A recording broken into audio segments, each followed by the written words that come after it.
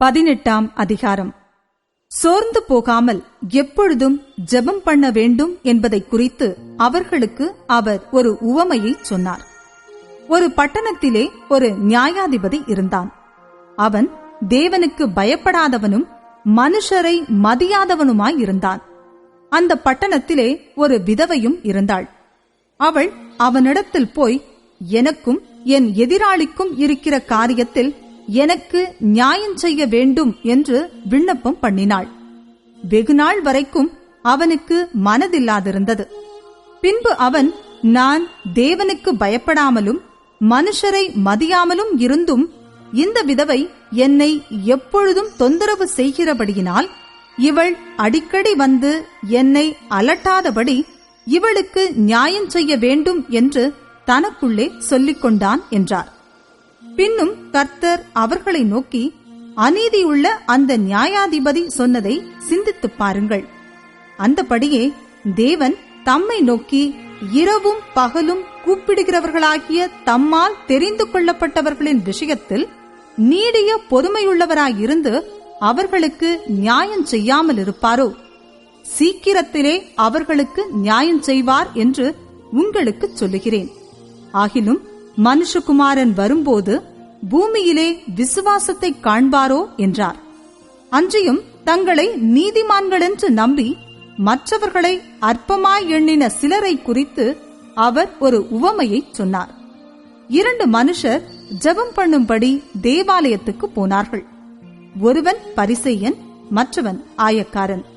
பரிசேயன் நின்று, தேவனே, நான் பரிகாரர், அநியாயக்காரர், விபச்சாரக்காரர் ஆகிய மற்ற மனுஷரைப் போலவும் இந்த ஆயக்காரனைப் போலவும் இராததனால் உம்மை ஸ்தோத்திரிக்கிறேன்.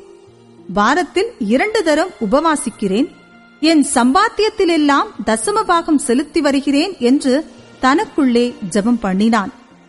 ஆயக்காரன் தூரத்திலே நின்று தன் கண்களையும் வானத்துக்கு ஏறெடுக்க துணியாமல் தன் மார்பிலே அடித்துக் கொண்டு, தேவனே, பாவியாகிய என்மேல் கிருபையாயிரும் என்றான். அவன் அல்ல, இவனே நீதிமானாக்கப்பட்டவனாய் தன் வீட்டுக்கு திரும்பிப் போனான் என்று உங்களுக்கு சொல்லுகிறேன். ஏனெனில் தன்னை உயர்த்துகிறவன் எவனும் தாழ்த்தப்படுவான், தன்னை தாழ்த்துகிறவன் உயர்த்தப்படுவான் என்றார். பின்பு குழந்தைகளையும் அவர் தொடும்படிக்கு அவர்களை அவரிடத்தில் கொண்டு வந்தார்கள்.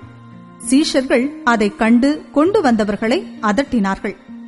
இயேசுவோ அவைகளை கொண்டு வரும்படி கட்டளையிட்டு, சிறு பிள்ளைகள் என்னிடத்தில் வருகிறதற்கு இடம் கொடுங்கள், அவைகளை தடை பண்ணாதிருங்கள், தேவனுடைய ராஜ்யம் அப்படிப்பட்டவர்களுடையது.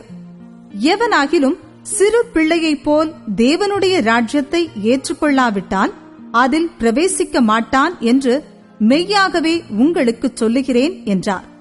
அப்பொழுது தலைவன் ஒருவன் அவரை நோக்கி, நல்ல போதகரே, நித்திய ஜீவனை சுதந்தரித்துக் கொள்வதற்கு நான் என்ன செய்ய வேண்டும் என்று கேட்டான். அதற்கு இயேசு, நீ என்னை நல்லவன் என்று சொல்வானேன்? தேவன் ஒருவர் தவிர நல்லவன் ஒருவனும் இல்லையே.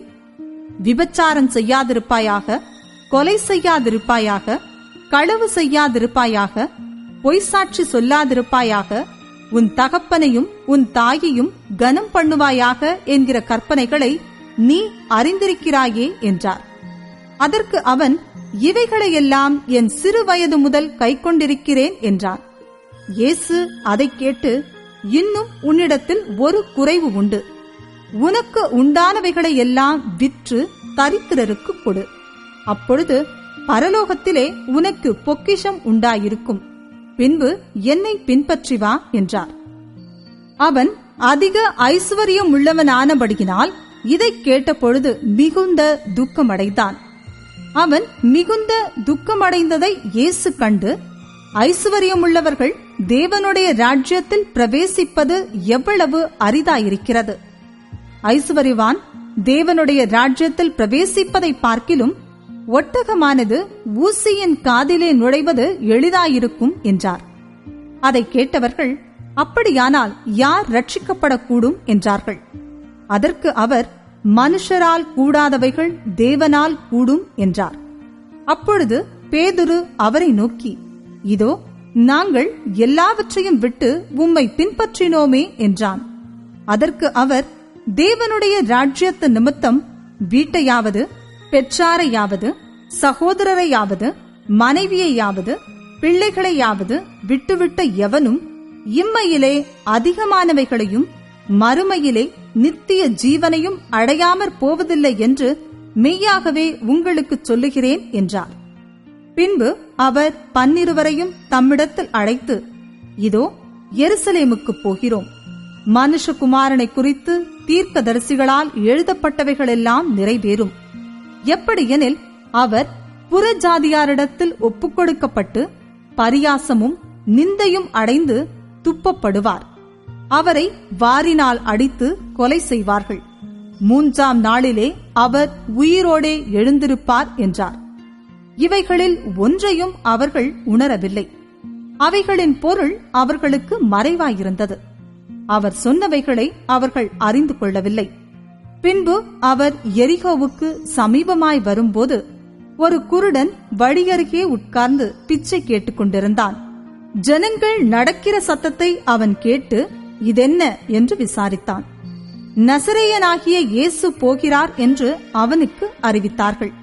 அப்பொழுது அவன், இயேசுவே, தாவீதின் குமாரனே, எனக்கு இரங்கும் என்று கூப்பிட்டான். முன் நடப்பவர்கள் அவன் பேசாமல் இருக்கும்படி அவனை அதட்டினார்கள். அவனோ, தாவீதின் குமாரனே, எனக்கு இரங்கும் என்று மிகவும் அதிகமாய் கூப்பிட்டான். இயேசு நின்று அவனை தம்மிடத்தில் கொண்டு வரும்படி சொன்னார். அவன் கிட்ட வந்தபோது அவர் அவனை நோக்கி, நான் உனக்கு என்ன செய்ய வேண்டும் என்றிருக்கிறாய் என்று கேட்டார்.